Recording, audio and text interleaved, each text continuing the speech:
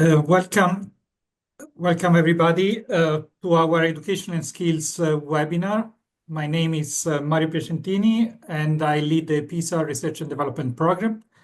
We are here today to discuss how technology affects students' outcomes. That is a topic that attracts a lot of interest from all people working on education. We have seen that after an initial phase in which there was a lot of enthusiasm towards digital technology, we are assisting now to some pushback, and several education systems and even schools are trying to restrict a little bit the access of students to digital technologies.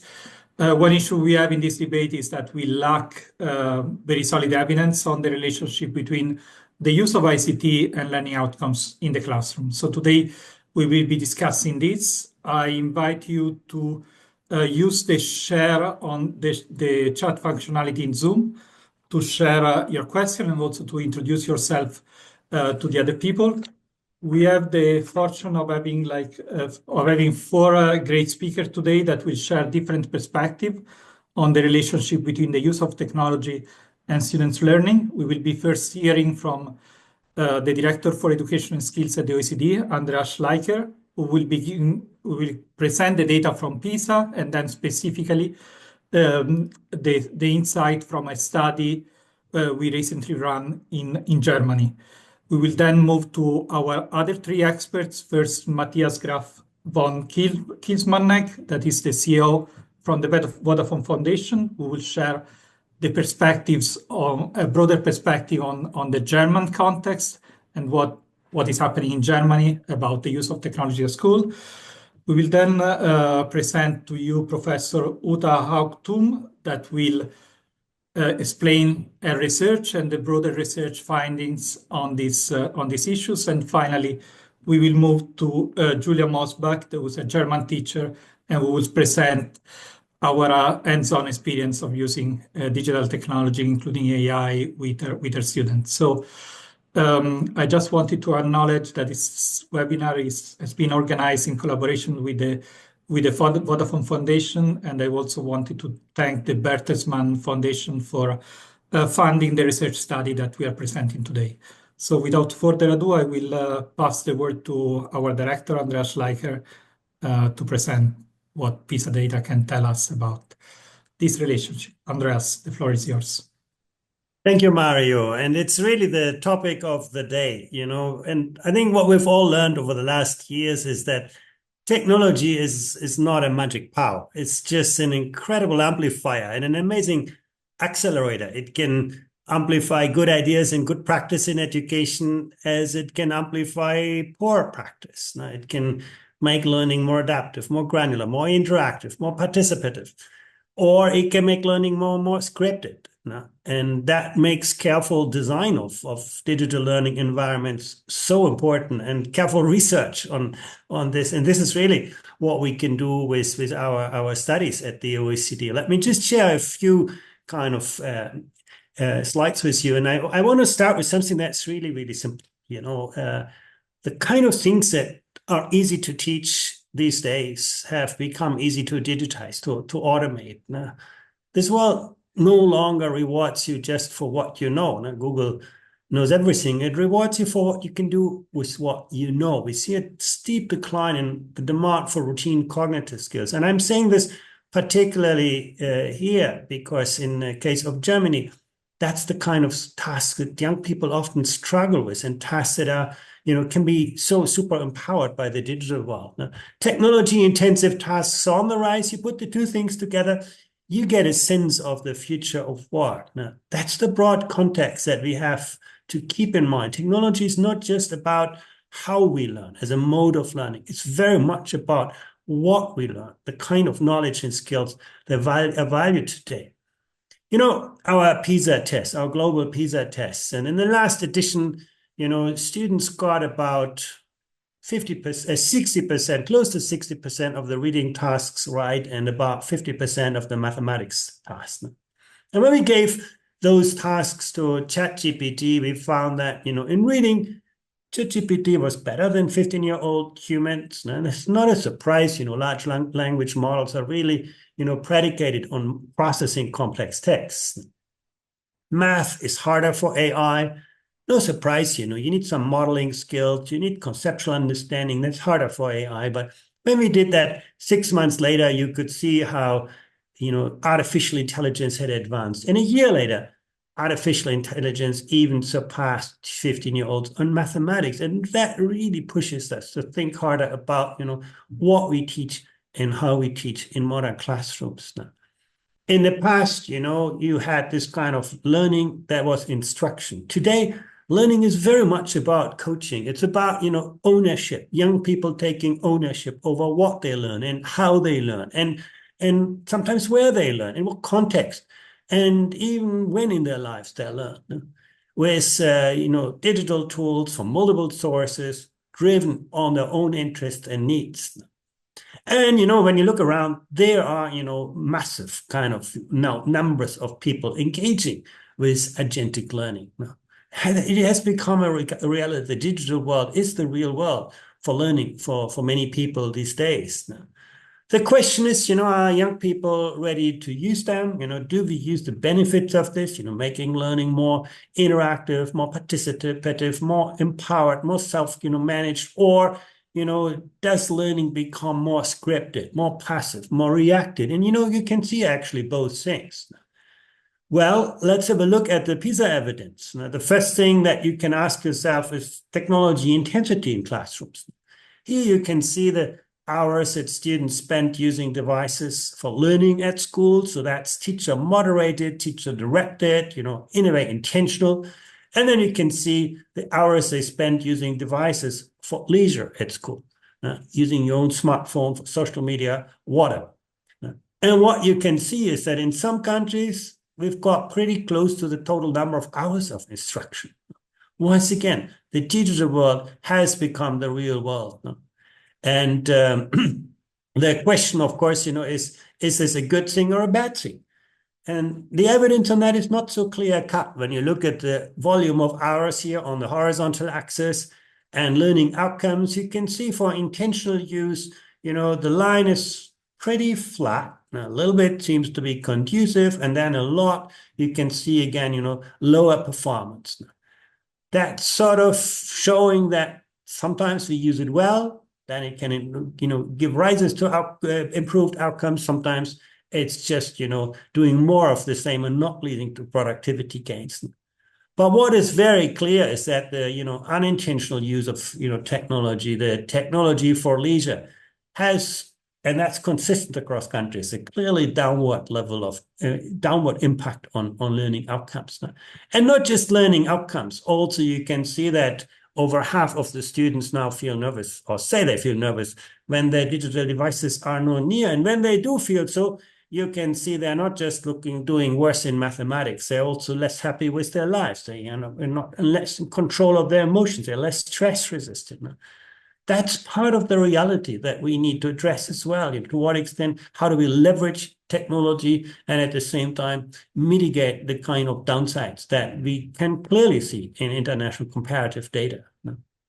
So that brings me to the new PISA assessment, learning in the digital world. And that's a really novel approach to assessment, where we are no longer divorcing learning from assessment, but truly integrating it. We're not just looking at, whether students get the answer right. We're really looking at the processes through how they get to the answer. They can, conduct experiment. Yeah, they can debug some computational artifacts. They can analyze data. We look at their performance. We look at their motivation, their engagement, and we monitor, how they actually, work through those kinds of tasks. That's the future of assessment, fully integrated in learning, and no longer separated. There's a number of really interesting tasks that are engaging for students and that are real kind of applications they can engage with. We start with a short introduction, then we give students a learning task. This is not an assessment. This is really something where where they can study, learn something.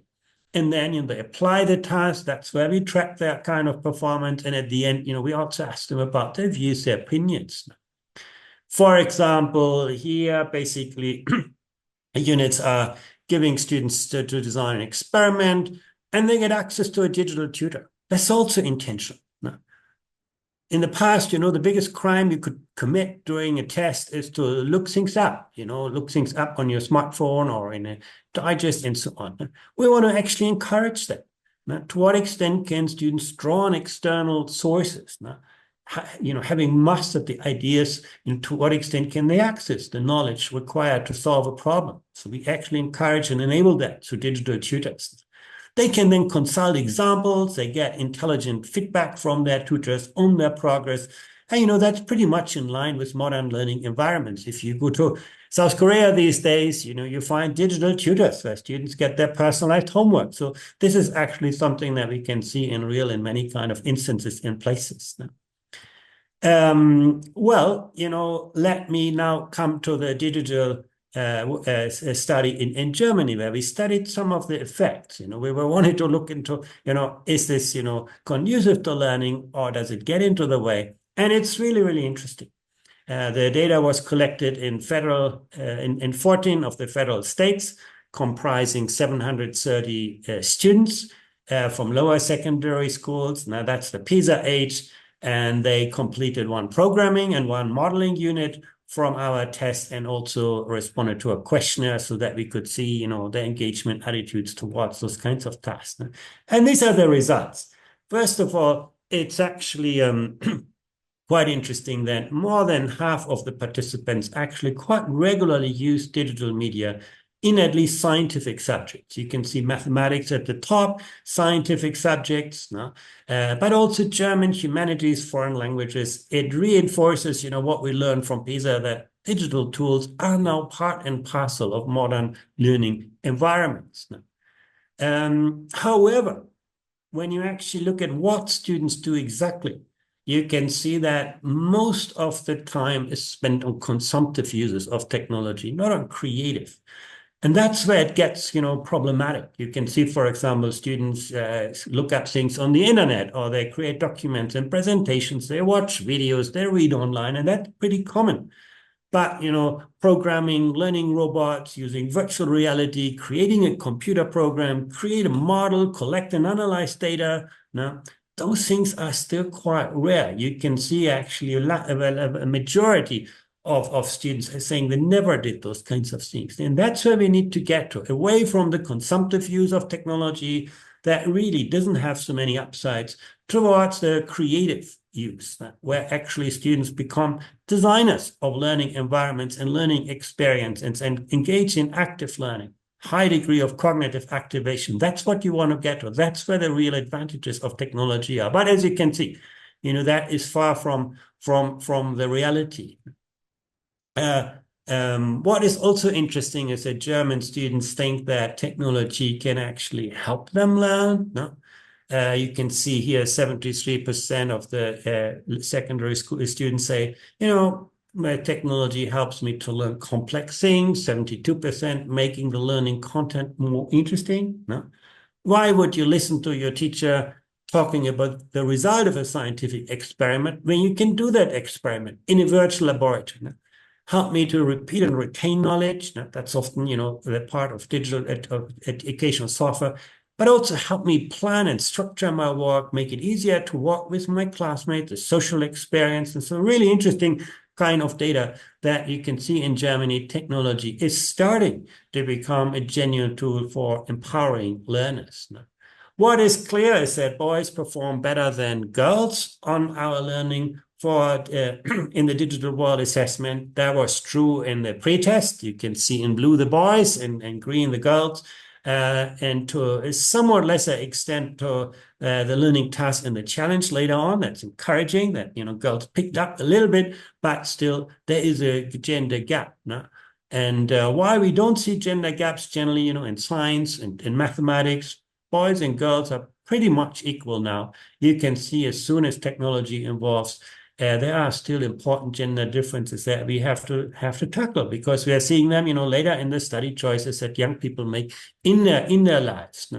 We also see that, on the surface, girls are often more engaged, for example, editing photos, writing or editing text for school tasks, searching and find relevant information. And that's the kind of task where girls even, do that more frequently than boys. But, when it comes to creating or editing a website, complex operations, setting up a local network or creating a database and write a program, there you can see huge gender differences in favor of boys. And that's where we, need to advance, need to change the needle.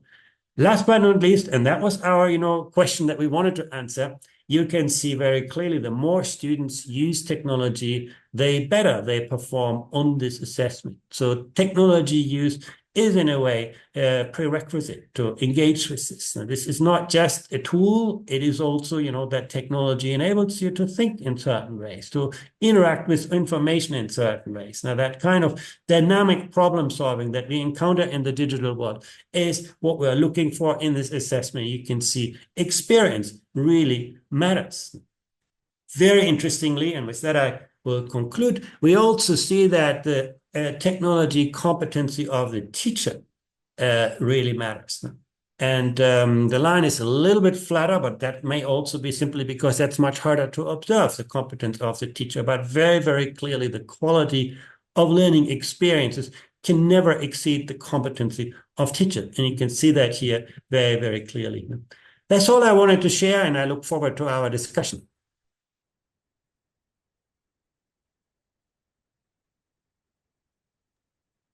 Thank you very much, Andreas, for sharing like this nice summary of the PISA data and our study finding, and also for framing this finding in the context of the evolving demand for skills. You showed clearly that the type of skills and abilities that are rewarded in the world of work are skills that involve adaptive problem solving using digital technology as an extension, as something that extends the capabilities of and the creative powers of humans. Now I would like to move to our second discussant, that is Matthias from the Vodafone Foundation. Matthias, I would ask you to react on what you found most interesting or most insightful from Andrea's slides. Is there anything that you found surprising from your perspective? And I would also like to, if you could elaborate briefly on what your foundation, the Vodafone Foundation, is doing to strengthen the foundations, the digital literacies of both the students and teachers in Germany, and what you see as the main challenge for really unlocking the full potential of technology for active learning. Matthias, the floor is yours. Thanks. Thank you so much, Mario, and thank you, Andreas, for these very interesting data. And so we are very thankful for the OECD to go on and present and provide the educational policy discussions in all the OECD countries with these very sophisticated and very differentiated data. So in my opinion, we so far do not have that kind of complex data, at least not to such an extent. Mrs. Haugtum, you might add on this, of course, but at least when it comes to what our education policy is based on, I realize that there is a lot of need for further and more detailed knowledge, which will then be provided or can be provided through this. So it's just not valuable, but also I think it's a first time event, because it's the first time that real computational thinking is tested. And we know that what is measured is worth something, and what is worth something that is noticed. What gets noticed changes the mindsets of teachers, schools, and education policy, hopefully. And a changed mindset then changes schools again. And usually changing of mindsets is more sustainable than simply providing technology or even ministerial letters of recommendation or something like that. So for us, up to now, that is my first comment, is the focus, at least in Germany, has been on how to operate digital tools and how to apply them, but yet not on how they can solve problems in the everyday world better than with conventional analog paper-based tools. So this is now really a new way of looking how to solve problems. And that is, I think, one of the major tasks for the school system to adapt to. There are 3 points that I think deserve our particular attention. First of all, I think there is still a big step to be done, that all this computational thinking is really entering the ordinary traditional subject teaching. So that is languages or sciences or humanities. There is still a big potential to make the teaching and the learning provided with more practical relevance, adaptability and self-determined learning paths. So that is one of the big tasks we have. Secondly, I think it's very interesting that students already have a very clear picture that is generative AI is not a new leisure activity. It's we'll have a known study on 7 of our Vodafone Foundation European markets, where we say that at least 52% of the students think it's about improving school learning. It's also about learning about the dangers. It's about ensuring accuracy.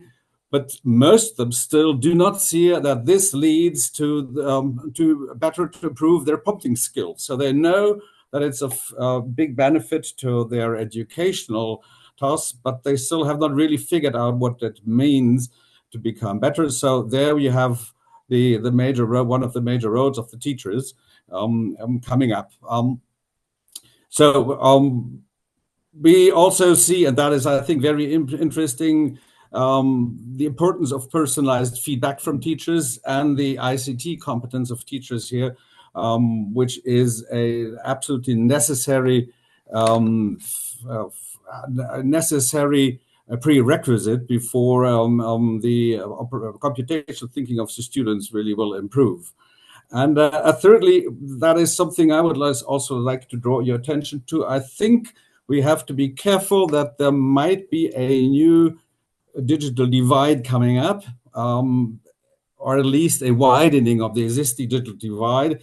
And what I do with that, I think they're without guidance, without empowerment, lower performing students might tend to substitute the difficult things, whereas the high performing students might use AI to get better. And we know that these concerns are already there among the students. So that is, again, the big topic of self-regulation, self-directed learning. And of course, that has to be taught and practiced by the teachers. So that is exactly what we are promoted as Vodafone Foundation to. We work on 3 levels about fostering the 21st century skills in schools with teachers and pupils. We try to go for those that might be the innovative parts of schools. At least there are in each of the schools, is a certain part of teachers and a certain part of students who are willing to go on, and we'll take them and then try to extend that to change the mindset of our whole school. And then we also, this is something at least none of the other German foundations do, and we go into the social media directly. That means something like TikTok or Instagram with edutainment campaigning. So that is, we create with creators and influencers little shorts or reels that are about more resilience, awareness, responsible behavior. And I think that is something that should be added to what schools are up to, because not everything of this kind of getting along with the digital world can be taught in schools. And then, of course, we work with studies and policy papers and give advice to political decision makers in public and also in behind closed doors talks, mainly in Germany, there's 16 federal ministers for education, but also on the EU side. And by this, we try to always drive the systematic change. So we always ask whether there are innovation powers in the system, and then this all should be linked together, not just working on one level. It should all go together and in order to have a systematic approach. So this will be my first remarks, and happy to answer.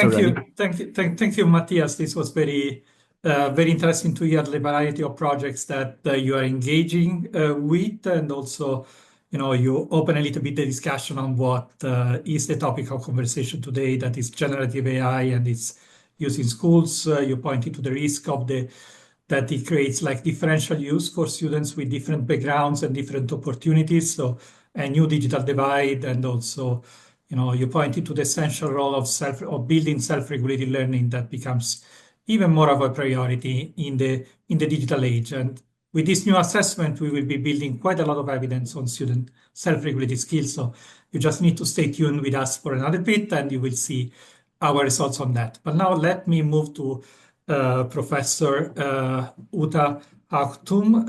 Professor, you have done extensive research on how school and teachers can really adapt and take advantage of the opportunities of the digital transformation. You use specific terms in terms of like digitalization of schools.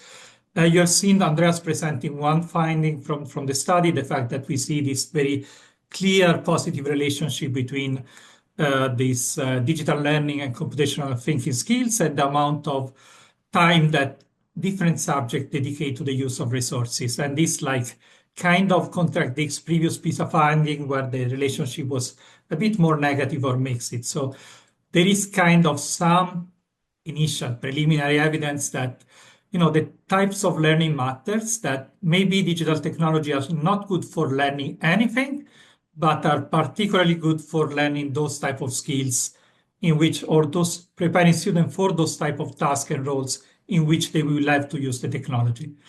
That probably are going to be a big fraction of the world of work of tomorrow. But from your look at research, do you see that this is, already an established truth that maybe we should be using technology a little bit more selectively, not for doing everything, but for doing some specific things? And are there other insights from, reflection that you want to share with us today? Thank you. Yeah, thank you. Well, for me, the results are very interesting, but not surprising. They just confirm that digital tools are very important for students, of course. But at school, it is not only about digitizing existing structures. Digital tools do not automatically increase children's skills acquisition, neither change the teaching structure. It's not like that. But problems are better solved in small groups within co-creative processes where pupils talk to each other, where they give up and receive feedback. And within these processes of active learning, digital tools develop their full potential for the students.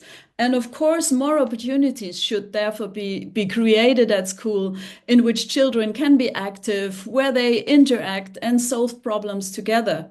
And of course, school in the digital age does not only mean to replace books by book readers or blackboards through whiteboards.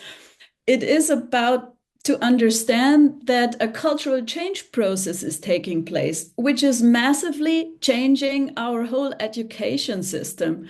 And the goal is to take these changes into account, to change approaches for children with different learning backgrounds in order to create a good fit between their media usage habits, their cultural practices of a digital age, of course, and the requirements of school. And this requires a total change in mindset among all relevant players. So it's not about choosing analog or digital media to improve traditional lessons. Rather, it's about a transformation of teaching and learning under these special circumstances of a digital age. And we did a lot of research about this. For example, the Navigator BD by Team Eichelmann, Julia Gehrig, me, and Kai Marz. We examined the status of digital transformation in German schools, and we identified clear research gaps. The main focus on research on digital learning and the transformation of our school systems is still on equipment. And the potential of digital tools is examined, but little value is placed on the effects of these co-creative settings or collaborative problem solving. Also, the role of school principals is examined, but not in a transformative understanding. But this should be the focus in research in the future.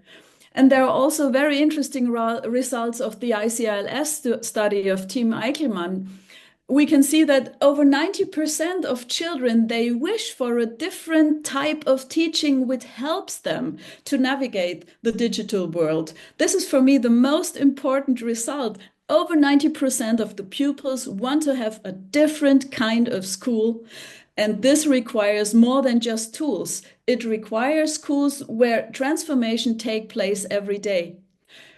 My current study, which I conducted with Jana Heinz here from Hochschule München, it shows that digital learning environment does not automatically have positive effects. It's about the fit. For example, we were able to motivate young girls with poor reading skills to read better using analog books and hand puppets. Intermediate male readers were mostly motivated in digital learning environments. And for strong female readers, the environment didn't matter. They were always motivated, but in general, it's about the change of the learning situation itself. So it enables children to acquire the skills they need for the digital world and not to know how to operate a device. So some pupils need more help, more support than others, and this should be an important topic. So change the way to teach and not only buy a tool to make your lessons better. Thank you. That this is very, very, very clear, like the importance of having like a full transformation that involves pedagogy and center the learning around active experience that can be facilitated by technology and that involve collaboration and co-creation. Julia, you have been experimenting with a lot of these tools. Julia Mosbach, she's a teacher at the Peterwus Gymnasium, if I pronounce it correctly, Julia.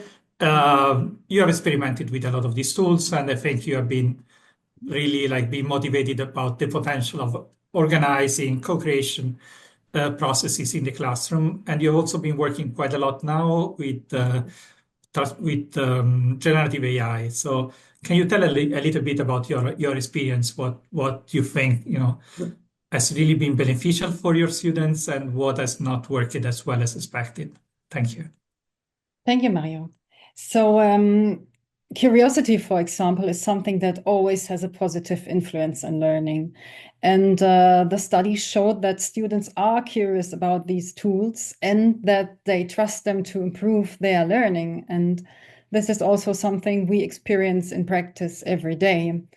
But what influences the extent to which students learn something is the task and the task we set and the level of support we offer to them.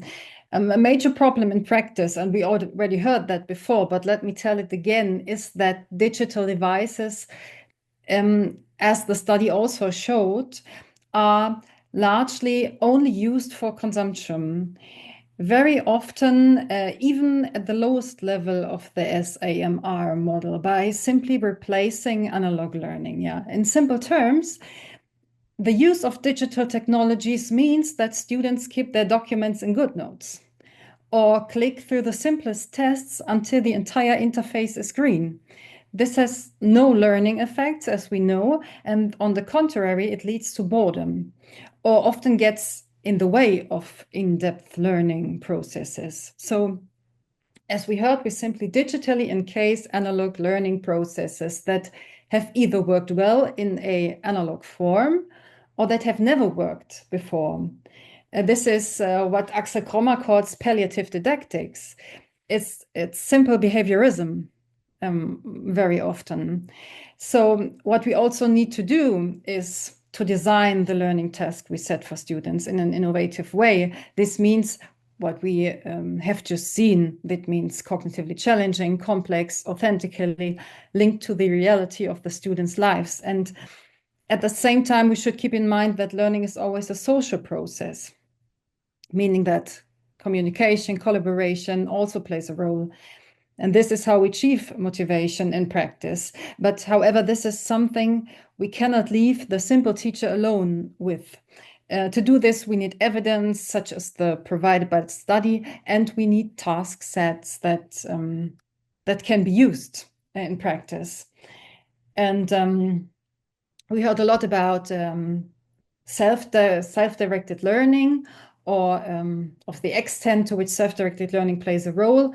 this is a little bit a sore point of the school system with its structures from industrialization, because self-directed learning plays a major role in 21st century learning, but at the same time, self-directed learning plays no role at all in traditional learning settings, and students are not at all used managing their own learning, and it is correspondingly challenging for them. Especially the weaker students often don't know where to start unless someone stands next to them and says, this is how it's done. So equally frustrated are often teachers who demand self-regulation from one moment to the next, which doesn't work, and then return to the old learning settings in frustration. And in terms of psychology of learning, self-regulated learning and therefore monitoring your own learning process is a challenging task that needs to be built up over the course of the school years. And this means structures such as formative feedbacks, learning development, discussions, opportunities for productive failure, and so on. And we are only just beginning to establish all of this in the school system. So yeah, but self-directed learning, I think, plays a major role. Yeah. Thank you, Julia. It was very, very interesting points, and you show that the task for the teachers is not becoming smaller or simpler with digital technology. I mean, it aligned with also what Professor Aktun said. It's quite a lot of work to design effective learning experiences. The tool alone is not sufficient. Now, I just wanted to have a very last round of comments from our panelists. Only 50 seconds for each person, please. At the OECD, we mostly advise policymakers. So the question here is I'm challenging you to take the role of an advisor, of a minister, either education or technology, and to give them one single advice on what should be the priority for just for having better use of technology at school. Let me start from Andreas. What would be your key recommendation if you can have just one? For a start, I would ask students. I do think young people do have a good sense of how they learn and how they learn best. And I think we should just more actively engage students in design of learning environments. And the second thing is that, we need more room for experimentation. We have still too many vertical structures in education and too few horizontal structures where we mobilize good ideas. Now, it's about finding the good ideas in the practice, in the classroom, and finding ways to scale and share them. I think the better education systems become, and we're mobilizing resources horizontally, the less we need to rely on bureaucratic vertical structures.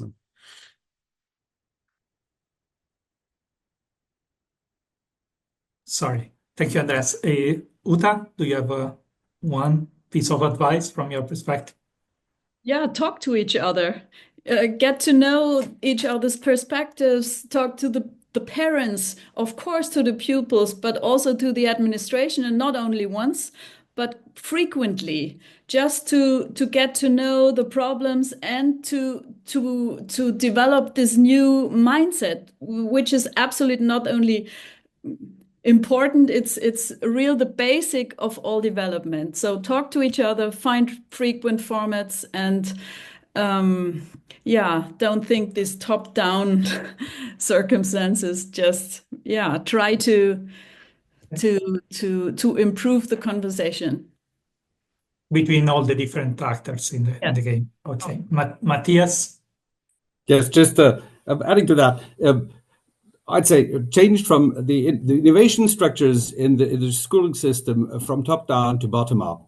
There is such a velocity now, at least since the generative AI tools have entered the market. There is no way of going on with the traditional ways of trying to steer and to govern those innovation processes through from top down, from ministries through institutions down into the classroom.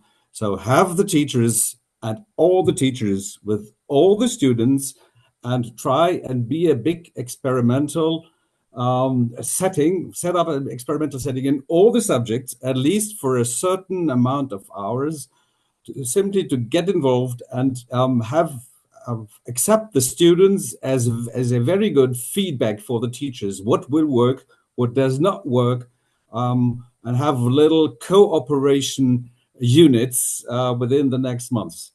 Do it immediately, and everybody and all the schools and all the students. Otherwise, you simply will not be able to cope with what is happening in the real world. Yes, thank you, Matthias. I think it could be a very good role for foundations to support these experimentations in schools. Julia, what do you think you need the most? What do you think the other teachers need the most?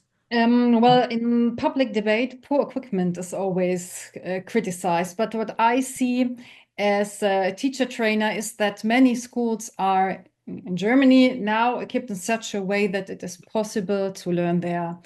But I think what we really need in practice is scientific support, is evidence and concepts, and at least a medium-term plan. And we as teachers need time to get to grips with this. Implementing future-orientated education cannot be the task of a single teacher. That won't work. Thank you. This is very important coming from you. We have now like a little bit less than 10 minutes to take the question from your chat. We already received a few questions. I would invite you to put some more questions. We will be trying to respond to them effectively.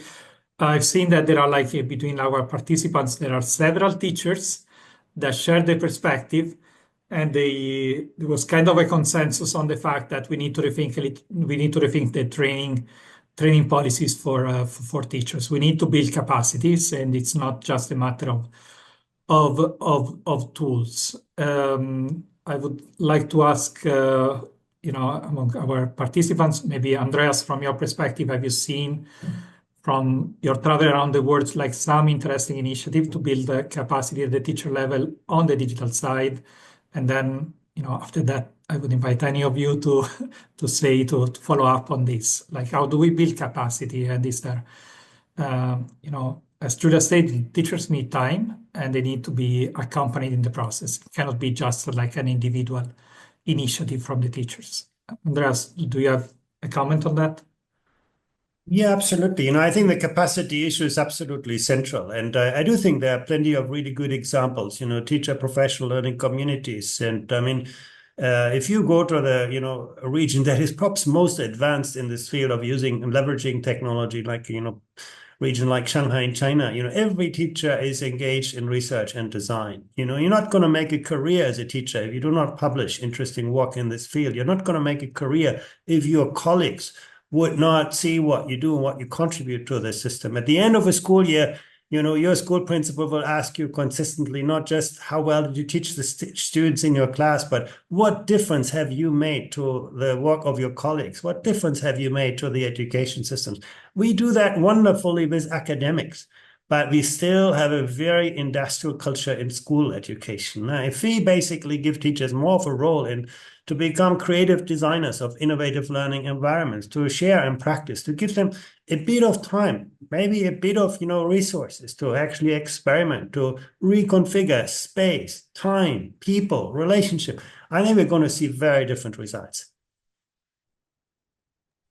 Thank you, Andreas. Anyone who wants to follow up on the question of teacher preparation, maybe Julia? Yeah, I want to. Totally Yes. agree. And we have to keep in mind that what we need to change a very, very sluggish system. And teachers are able and are willing to do this, but they have to deal with a whole host of different tasks in their day-to-day life. And this is where they need relief and professional support. And we have to keep in mind that not every teacher is the best teacher in the world. And we have to support especially the weaker ones that aren't into this AI thing. And we have to keep them by hands and show them how to do it. Yeah, and they have to get the relief they need.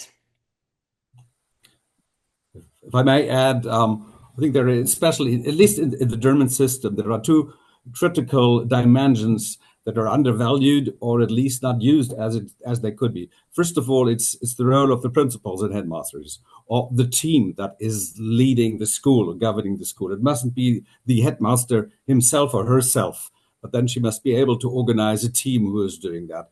Without the backing, at least that's my experience, without the backing of a leading team in a school, it's very difficult for those teachers who want to go further and want to improve and want to be innovative, really to keep on and keep their motivation. And secondly, there are supervision bodies in Germany, at least, and probably in all the countries. And those supervision bodies up to now consider themselves rather to be a controller, saying, well, waiting for the school to do something and then telling them, no, you were not allowed to do this. Or waiting them for ask them and tell them what they are allowed to do, what not, instead of giving advice and giving them support and sitting together and tell them, now, where do you want to go to? And we think about somehow leveraging the resources we have. You don't have at your level, but we have, and we organize it. We help you for reaching your targets. So this is also a kind of change of mindset. But the supervision bodies for the schools are of great importance, I think. There are staffers, but they don't work the way that they really. Not all of them do work the way that the schools really feel supported. Thank you, Matthias. I would like now to invite Professor Tom Uta to maybe reflect on these questions, and also another question that we got from the audience. It's related. It's about the many things that teachers need to do and the pressure for them to achieve standards, particularly on the foundational subject and learning. Everybody wants more active learning, wants project-based learning, all activities that take a lot of time in the classroom, but they also want, and also the parents want, like very level of high achievement on whatever we consider like traditional knowledge or traditional markers of knowledge and success, like mathematics or history, geography. Do you think that there is a trade-off? Or from your experience, have you seen students like getting better at foundational skills like literacy or mathematics by engaging in more like active use of technology in the classroom? Or is it you spoke about a complete change in pedagogy or in the way learning happens? Is there a risk of that this comes at detrimental of fundamental foundational knowledge and skills? Because there is always a risk that policymakers then shift back to the old. How do we address this? Well, we need a shared vision where we want to go. And this is not ready. We have to work it out. So this shared vision, that it comes out of conversations, out of talks, and teachers, they won't manage on their own. So build groups. We work as a kind of school families where 3 schools work together and the teachers of schools work together and the principals work together. And the solution is not the same for every family. So I won't tell you how the way you should transform your school. Work it out for your own. Look what your pupils need, how your teachers work, and try to improve the situation together. So you need frequent structures. You need some teachers will have good ideas, more or less. The others are more not into this process. But be courageous. Just start it with a group of 3 people to try something new and work it out. Talk to the parents that they get to know what your work is focused on, and then make this progress together. And it's not about buying tools. This won't make anything better. If you have a box of tablets, it looks very digital, but it won't change at all what happens in the classes. So think about how you can do project-based learning, how you can work together. If you are a math teacher, maybe go together with the teacher of arts and sports and try to work it out together. What could be a step where we have different perspectives and where we have different ways, even for exams? The exams are a very important point. If you leave the exams as the way you are, nothing will change because it's just a teaching to the test. No, I fully agree with you. It's a very complex. It's a very complex process, and just be courageous and work it out and make it adaptive. It's not one solution, one for everybody. It's really an individual, step-by-step process. Thank you for this perspective on the governance and the importance of dialogue in this transformation. We're unfortunately running out of time. I've seen lots of comments and a little community that has formed. I've seen also that all the participants who had joined at the beginning have stayed until the end. This is a good sign that this discussion has been engaging. We will be continuing to share resources, so I invite you to check our websites. We are building also with the support of several partners like Vodafone and others, examples of learning materials. We are not all like experiences that are active and participative and use technology. These are just an inspiration. At the OECD, we can't do the work of creating new structure. It has to be constructed by the schools. So, but if you need some inspiration, feel free to reach out to us and follow our work on our social media. So thanks all for participation. Thanks to our wonderful speakers, and to the next one. Thanks again. Bye. Bye-bye. Thank you very much.